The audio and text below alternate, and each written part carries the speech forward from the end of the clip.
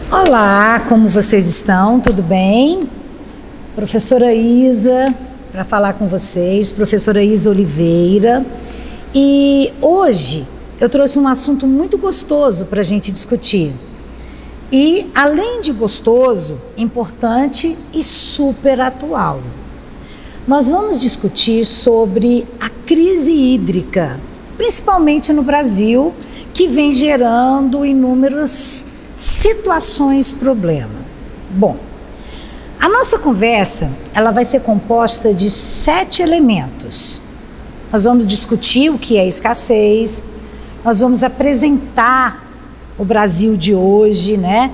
Comentar o porquê que a escassez está acontecendo, como surgiu essa problemática, quais as soluções, e vamos terminar fazendo um casamento entre água e economia, que é uma situação, um casamento muito importante. Para início de conversa, eu queria trazer para vocês 2 conceitos: escassez hídrica ligada à economia e a escassez hídrica física. São fatores completamente diferentes. A escassez hídrica econômica é uma situação que ocorre devido à falta de investimento, tá certo? Devido à falta de infraestrutura e uma distribuição desigual da água nas regiões. Então, isso é uma escassez econômica.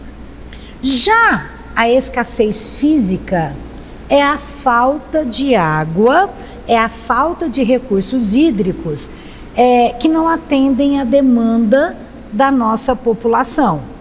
Esses 2 conceitos, eles são de extrema importância para a gente poder entender o direcionamento da crise. Bom, mas vejamos aqui. No Brasil, a água é igualmente distribuída? Será que a gente tem água, o fornecimento e os recursos naturais igualmente distribuídos de norte a sul no país? Não.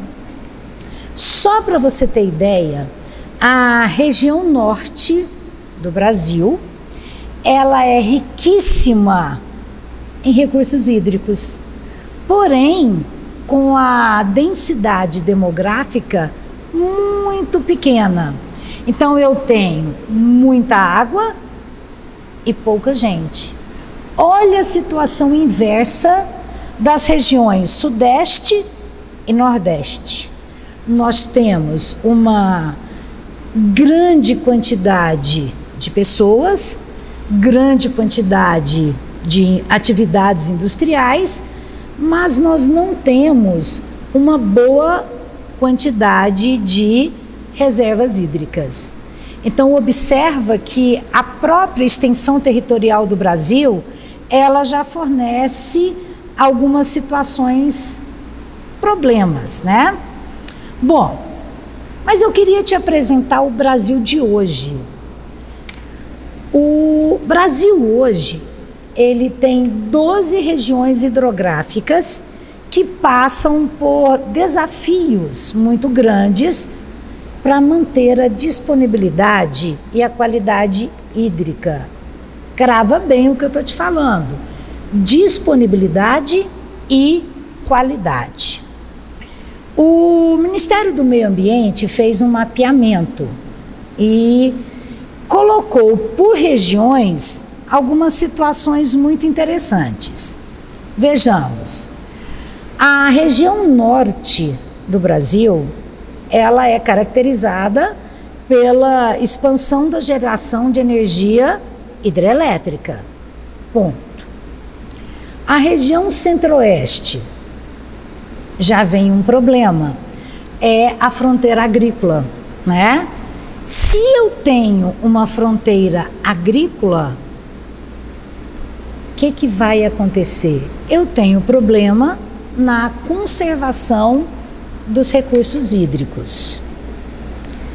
Região sul e região nordeste. são extremos. Mas o que acontece? Eu tenho déficit hídrico, certo? E a região sudeste, nossa grande região econômica, qual é o problema relacionado às questões hídricas? A poluição, tá? A poluição de todos os mananciais existentes. Por quê? Cada indústria. É uma região de alto potencial na nossa indústria. Ok? Aí você faz uma casa. É que tá faltando 5 minutos, então. Ah, então você corta esse pedaço. Bom, disse para você algumas características, mas eu quero te falar a situação boa, porque todo ponto tem o lado positivo e o lado negativo. E eu quero te mostrar as coisas boas relacionadas a recursos hídricos no Brasil. Bom, primeira coisa, praticamente 12% de água doce do planeta. Estou falando de Brasil, 12% de água doce. Se eu pego Amazônia, Mata Atlântica, Pampa, Cerrado e Pantanal, eu estou te dando 5 biomas, né? Eu tenho a maior reserva de água superficial.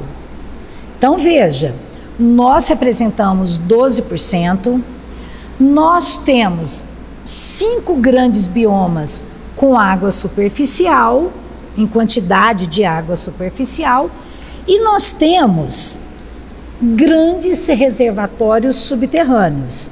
Vou citar 2, o aquífero Guarani e o Alto do Chão.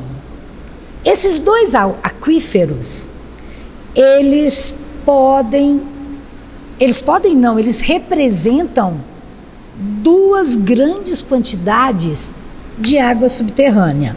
Então veja, 12%, biomas com água superficial, eu tenho reservatórios, eu tenho aquíferos com água subterrânea.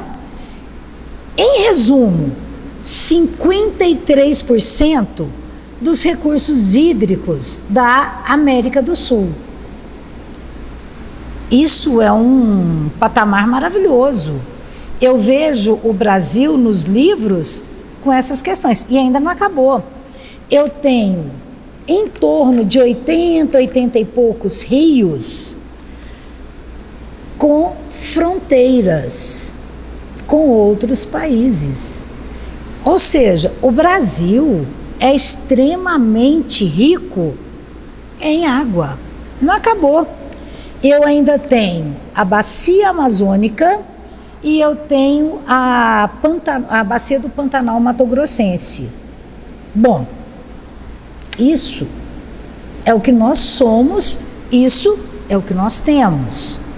Agora, nem tudo são flores, né? Nós estamos com uma crise hídrica, mesmo com essas características brasileiras. Mas por que eu cheguei nessa crise hídrica? Por que eu estou, quando eu digo eu falo de Brasil. Por que eu estou nessa crise? Veja bem, primeira situação, é um consumo crescente. Se você pega, você mesmo, pegue a conta de água da sua concessionária e faça o percurso dessa conta de água em 10 anos. Você vai ter a oportunidade de observar que o número de pessoas da sua casa, ela não aumentou muito e nem diminuiu consideravelmente, mas o consumo de água em metros cúbicos, ele veio aumentando consideravelmente nesses últimos anos. Isso, eu estou falando da sua casa. Multiplica isso por todas as casas. Você vai observar que nós estamos consumindo mais água. São N fatores que levam a isso, mas o que nos interessa é que há um consumo crescente. Segundo problema, a poluição e a degradação das reservas hídricas. Como é que eu posso te falar isso? Você pode observar num passeio pelo curso, qualquer curso d'água. Vamos pegar os nossos rios aqui no estado de Goiás, né? Vamos pegar o Meia Ponte, que é um dos mais importantes, né, para a cidade de Goiânia.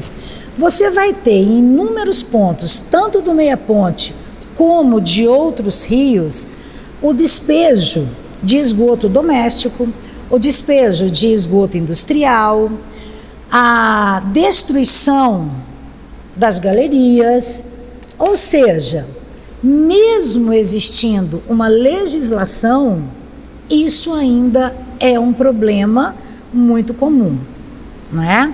Eu tenho que deixar aspas no assunto seguinte: Brasil tem muita lei. Brasil tem muita lei que protege os recursos hídricos. A nossa problemática não é a ausência de lei. A nossa problemática é o processo de fiscalização.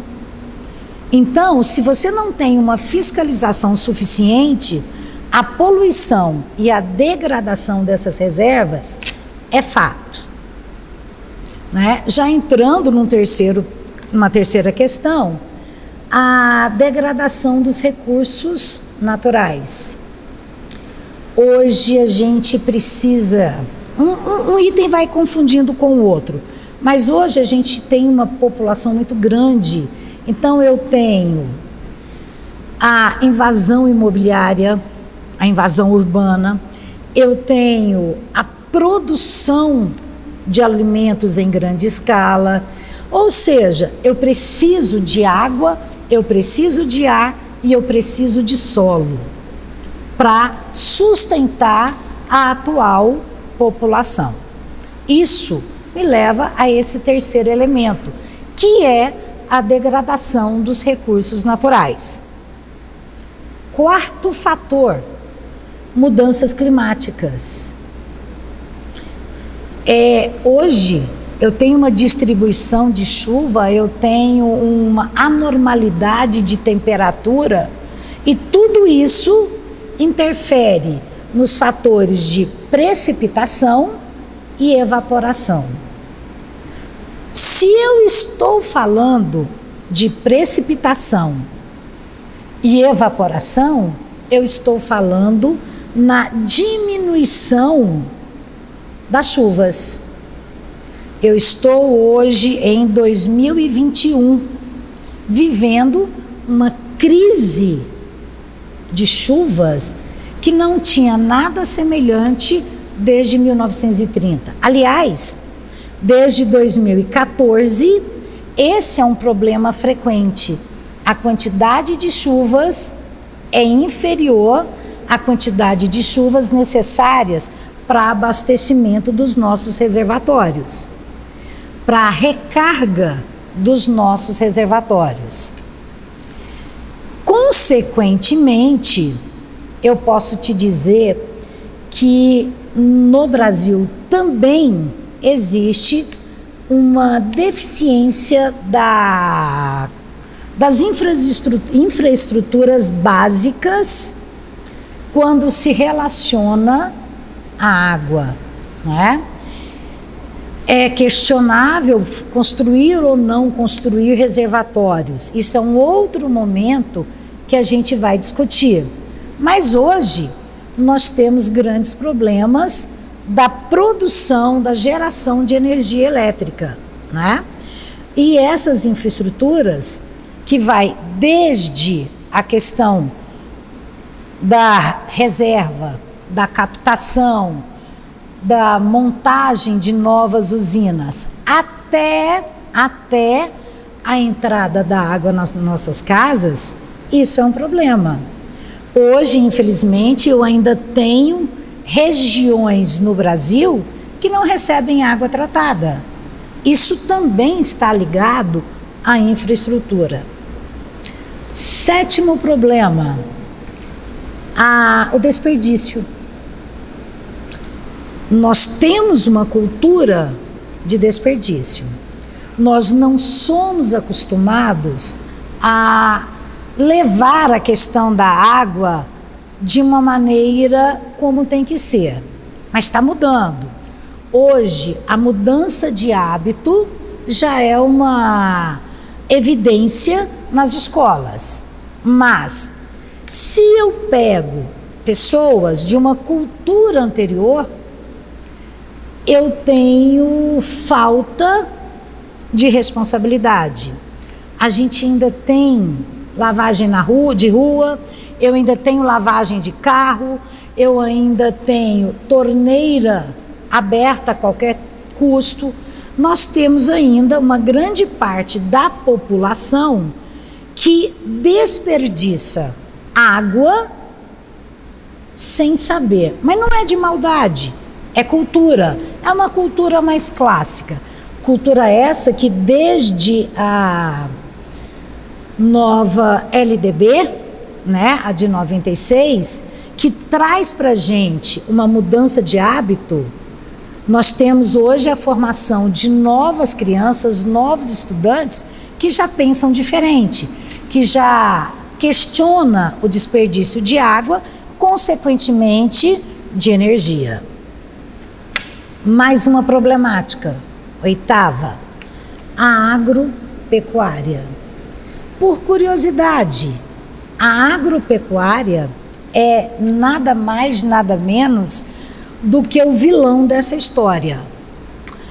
Para você ter 1 quilo de carne de vaca, por exemplo, na sua mesa, você não tem ideia de quantos mil litros de água foram usados, desde a semente da pastagem até aquela carne estar na sua mesa. A agropecuária, tanto agricultura como pecuária, ela vem sendo o vilão da nossa crise hídrica. E o último vilão que eu vou colocar é o crescimento da população e o crescimento da indústria, né? São dois fatores muito pertinentes. Hoje você tem um Brasil com quantas pessoas? Hoje você tem polo industrial com quantas indústrias? E cada indústria com qual gasto de água? Tá? Daqui a pouco a gente vai verificar as legislações que já são implantadas para minimizar essa questão. Então, só para a gente fechar um item, por que eu tenho escassez de água? 1, consumo. 2, poluição e degradação das reservas hídricas. 3, degradação dos recursos naturais. 4, mudança climática. 5, diminuição de chuvas. 6, ausência de infraestrutura básica. 7, desperdício. 8, agropecuária. E 9, crescimento populacional e crescimento industrial.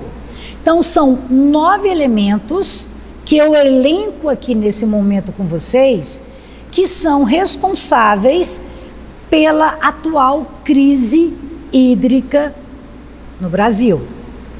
Bom, mas vem cá, vamos pensar. Eu te dei as causas. Agora eu quero buscar a raiz. Como isso, né? Vamos tirar alguns detalhes a mais, vamos conversar um pouquinho a mais sobre a raiz que leva a essa crise. Bom, eu posso te dizer, te resumir no seguinte: essa crise está diretamente ligada a danos sofridos nos ecossistemas nas últimas décadas. À medida que eu estiver te expondo alguns danos aqui, você vai verificar que eles se encaixam naqueles 9 itens. Vamos ver o primeiro exemplo, né? Desmatamento. Hoje o desmatamento no Brasil, ele está em evidência nos encontros internacionais. O desmatamento do Brasil está em evidência na COP, Convenção das Questões Climáticas. Hoje o desmatamento está presente nas reuniões da ONU. Então o desmatamento é uma coisa muito séria. E o desmatamento mais evidenciado é o desmatamento da Amazônia, não é? O que acontece? Veja bem, nós temos a formação e a dinâmica dos rios voadores. Você já ouviu falar de rios voadores? O que seria rios voadores? Cursos de água atmosféricos, né? São formados de massas de ar carregadas de vapor d'água acompanhado por nuvens. Isso é o que se chama de rio voador. O Brasil tem rios voadores, principalmente na região da Amazônia. Bom, o que acontece? A massa de ar úmido exalado pela Amazônia é empurrada para a direção oeste do continente, que vai chegando até a Cordilheira dos Andes.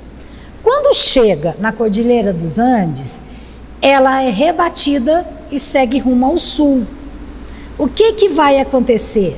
Chega chuva na região centro-oeste, na região sul e na região sudeste. E aí? Eu não tenho uma quantidade de floresta que ajudava, protagonizava todo esse processo. Então eu já começo a ter a falta de chuva aí, nesse processo do caminho dos rios voadores. Vamos falar aqui do Cerrado, que eu citei a Amazônia. Vamos no Cerrado. Cerrado. Quem já ouviu falar em hotspot? O Cerrado é um hotspot mundial.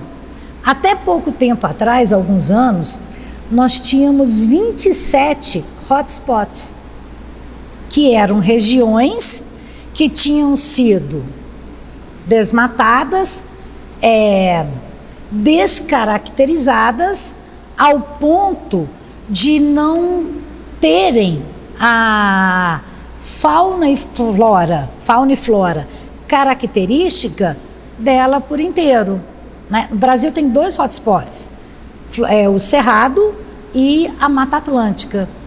Ou seja, são regiões completamente descaracterizadas do bioma original.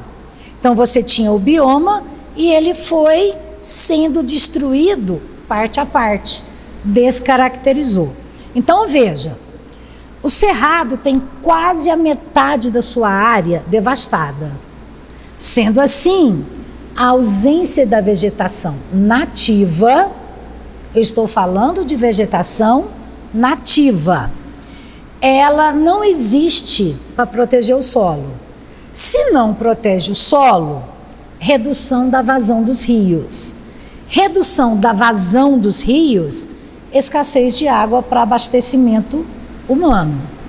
Então veja, quanto mais eu vou descaracterizar o cerrado, menor vai ser a vazão, menos água nós teremos para o nosso próprio consumo, não é?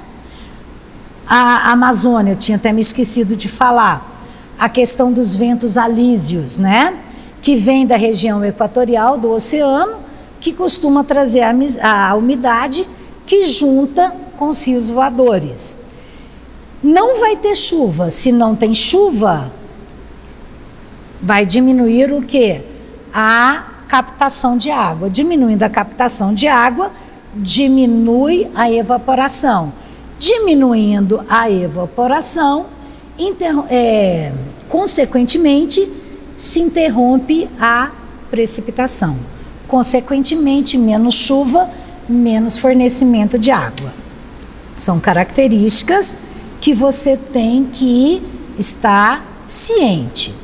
Já que eu falei de chuvas, vamos falar de ciclo hidrológico, né? Ciclo hidrológico, ciclo da água, evaporação, precipitação, evaporação, precipitação. Mas o que vai estar envolvendo isso aí? A mudança de temperatura, as questões de radiação. Então veja, quando eu mudo a temperatura da região, eu estou interferindo nos processos de precipitação e interferindo no processo de evaporação. Então, eu tenho água sendo deslocada e água em menor quantidade dentro desse processo do ciclo hidrológico, que está então ligado às mudanças climáticas. Mas calma, a natureza também faz a parte dela. Eu tenho alguns fenômenos naturais, porque eu não vou jogar a culpa só nas ações humanas, não. Eu tenho que mostrar que a natureza também tem alguns problemas. Vou citar só dois, né? 2 fenômenos naturais que estão interferindo na questão hídrica. Quem são eles? Lanina e El Nino. Todo mundo está cansado de ver, todo mundo sabe desses fenômenos naturais.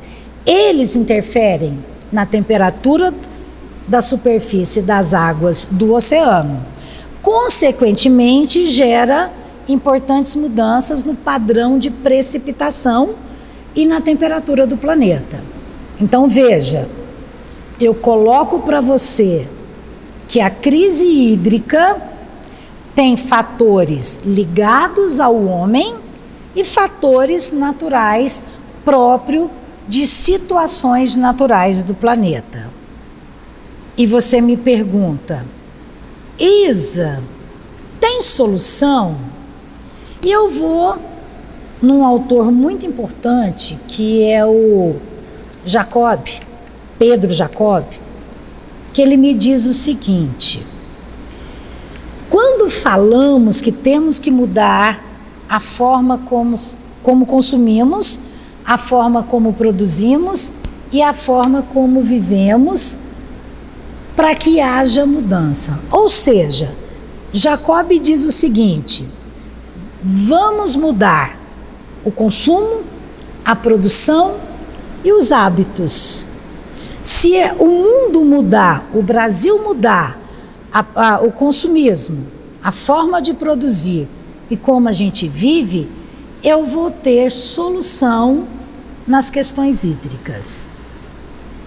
E ele ainda me diz o seguinte, o Jacob: olha só, o ponto principal dessa mudança é a necessidade de controlar a maneira desenfreada de uso e ocupação do solo e o impacto diretamente que o desmatamento da Amazônia provoca. Bom, isso é muito sério.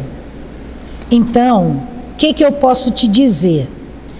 Que eu preciso de mudar os meus costumes. Eu como pessoa, o empresário como empresário, a indústria como a indústria, o agricultor como agricultor, o pecuarista e também a parte da gestão, a parte da política nacional. Hoje, o Brasil precisa estar atento ao que vem sendo discutido desde 1992, que é a Eco 21, que fez um agendamento, tá? Agenda 21, que fala tudo sobre essas questões do meio ambiente. Então, se nós mudarmos essa concepção, nós teremos algumas soluções, tá certo? Direcionadas para diminuição, não estou falando a solução permanente, mas a diminuição da nossa crise hídrica. Eu já te digo de antemão, não é de 2021 para 2022.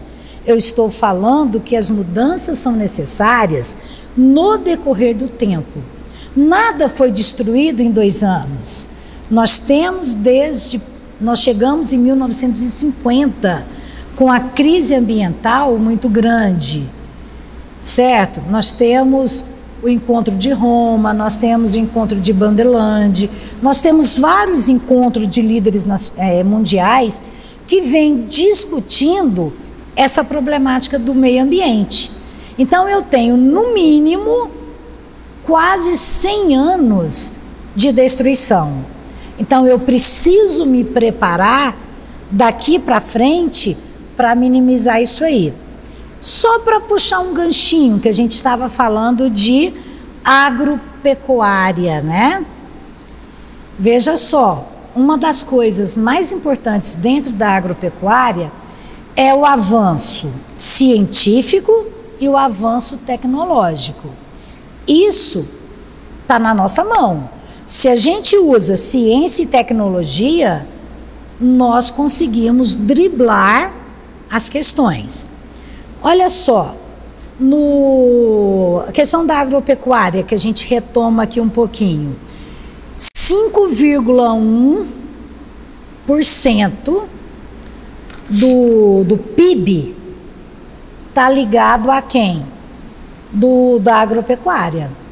O PIB está diretamente ligado à questão da agropecuária. E para aumentar esse PIB, o que está acontecendo?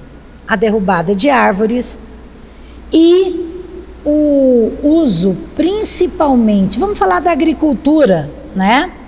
Você sabia que quase 50% da captação hídrica em 2019 foi para a irrigação de culturas? A culpa dos grandes pivôs? Pois é. Aí você pode pensar, então se eu não fechar a minha torneira não tem problema, a culpa é da agricultura. Não, todo mundo tem que mudar a maneira de pensar, principalmente os agropecuaristas. Eu tinha te dito, é muito grande a quantidade de água que existe num prato de arroz, feijão e bife. Começa a pesquisar quanto de água para o arroz está no seu prato, quanto de água para o feijão está no seu prato e quanto de água para o bife está no seu prato. Olha, você vai se surpreender, tá? Então, o que a gente pode dizer? Precisa mudar essas questões. Precisa achar alternativa. E a alternativa está, no caso da agropecuária, em 2 termos: ciência e tecnologia. Tá certo? Hoje você pode observar por algumas reportagens que já existe método de irrigação que gasta muito menos água do que os grandes pivôs, tá? Então dá uma pesquisadinha nessa questão. Bom, quase terminando a nossa vida, eu vou te falar algumas soluções. Eu vou te dizer, primeiro, a solução do seu eu. O que você, pessoa, sua casa, pode fazer para participar dessa questão hídrica? Não vamos demorar tanto tempo para tomar banho, né? Nós temos relatos de pessoas que gastam 40 minutos no chuveiro. Pensa na quantidade de água que vai sendo água normal, água potável, que está indo embora durante 40 minutos no banho. Então, primeiro elemento, diminua o uso da água no chuveiro. Dá uma olhadinha no seu chuveiro, vê se na conexão do cano com o chuveiro em si tem um redutor. Se não tiver esse redutor, coloque. Segundo, olha que bobeira, mas economizar água na lavagem das louças é muito, muito grande. A dona de casa, a diarista, eu, você, nós, todo mundo, o que a gente faz? Abre a torneira e deixa a torneira ali. Não é assim que funciona. Você tem que economizar essa água da lavagem das louças. Terceiro, reutilização de lava-roupas, das máquinas de lavar roupa.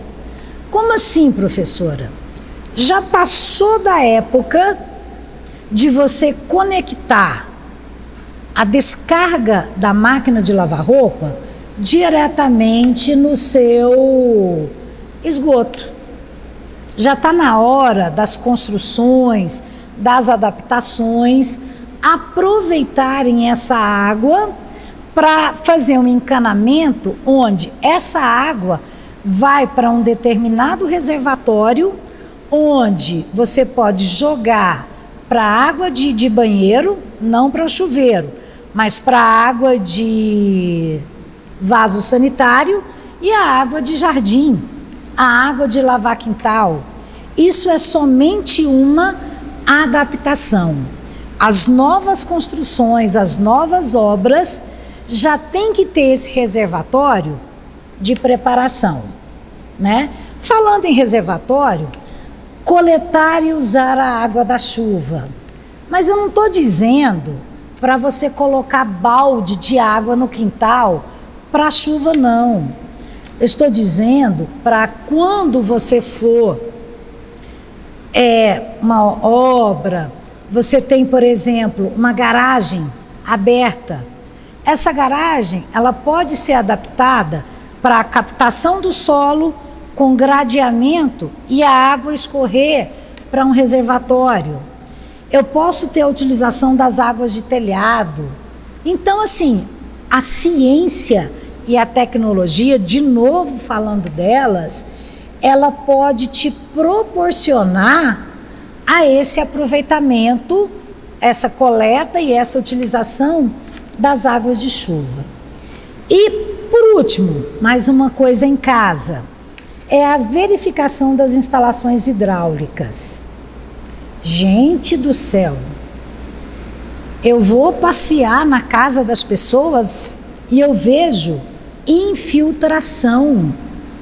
Eu vejo infiltração de banheiro. Se você for em construções verticais, quantos banheiros com teto manchado?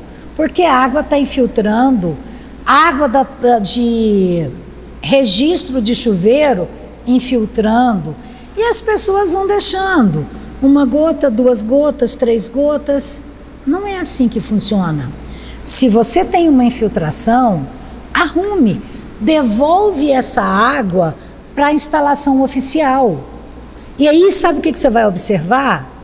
Que se você tem todos os elementos dentro da sua casa, Isa, eu esqueci quais são os elementos: tempo de banho, água das roupas, água das louças, água das roupas, água da chuva e instalação elétrica, isso vai te economizar na questão da água e você. Veja bem, até agora eu não coloquei governo. Eu estou falando de você e do uso dessa água. Mas, Isa, como é que o Brasil, o que o Brasil está fazendo para verificar essa questão da escassez de água? Porque você colocou situações de solução para minha casa. Agora eu quero ver solução para o Brasil. Veja bem, eu quero falar da Comissão de Desenvolvimento Sustentável e Desenvolvimento Urbano e Meio Ambiente. Então, veja, eu não estou falando de prefeito apenas, eu estou falando de algo maior que trabalha com ciência e tecnologia para poder mudar a nível, a uma esfera maior, essas situações. E quando eu falo em esfera maior, eu estou falando em projetos de lei. E o Brasil tem projetos de lei. Eu vou voltar a uma fala que eu disse ontem. Ontem não, agora mesmo. Eu não tenho deficiência de legislação. Eu tenho deficiência de fiscalização. Bom, mas vamos falar desses projetos de lei. Nós precisamos, e já temos projeto de lei de coleta e reutilização da água de chuva em vários locais. Eu tenho hoje bons valores agregados nas obras, né, na construção civil de ecoconstruções. Então, quando eu tenho uma construção ecológica, eu tenho exatamente, como é que eu posso te dizer, projeto de lei que vai diminuir o custo daquela construção. Então, eu já posso estar procurando. E a indústria imobiliária está aproveitando disso, tá? Da coleta e reutilização da água de chuva em imóveis, tá? Ecológicos. A agricultura já busca técnica de irrigação mais eficiente. Hoje, como eu tinha dito já anteriormente, há novas tendências de novos tipos de irrigação. Se eu tenho uma irrigação diferenciada, que preocupa com a quantidade de água colocada naquele solo, eu vou ter aquele arroz, aquele feijão e aquele bife com menos água no meu prato. Eu tenho a reutilização da água em diferentes setores. Como assim? Eu posso te dizer que hoje eu tenho indústria que obrigatoriamente tem que reutilizar a água de determinados processos em etapas da produção. Então você usa a água numa etapa, limpa aquela água e reutiliza em outra etapa. Ou seja, vamos falar de frigorífico. Eu tenho a utilização da água na limpeza das carcaças, água essa que é limpa, tá? Descontaminada, retirado toda a parte de micro-organismos, que é utilizada depois no processo de limpeza das estruturas de frigorífico, limpeza de aonde o gado chega, tá? Então eu preciso de estar reutilizando a água. Então, muitas indústrias, elas fazem a análise de todo o processo de produção e vai verificando em qual etapa a água pode ser reutilizada. Eu tenho também relacionado ao governo a conservação das nascentes dos rios, das nascentes de água. Em Goiás mesmo, existe um projeto muito interessante dos fazendeiros, onde eles têm a obrigatoriedade de fazer replantio e de proteger cada nascente. Então, o agricultor, o pecuarista, que faz esse processo, que faz um reflorestamento, ele tem abonos no decorrer dos impostos que ele tem. Eu não poderia deixar de falar da construção de reservatórios, de interligação entre tanques, da infraestrutura hídrica. E isso está ligado à questão do esgoto sanitário, né? Hoje a nossa cidade, a nossa metrópole, ela tem reutilização da água de esgoto. Bom, mas a gente falou.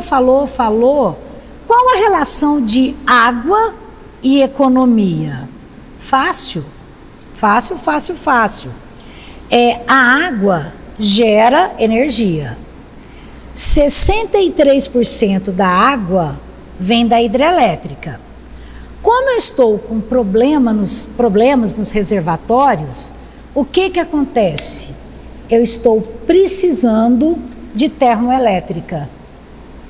Veja, sem água, com hidrelétrica abaixo do normal, com reservatório abaixo do normal, a produção de energia não é suficiente.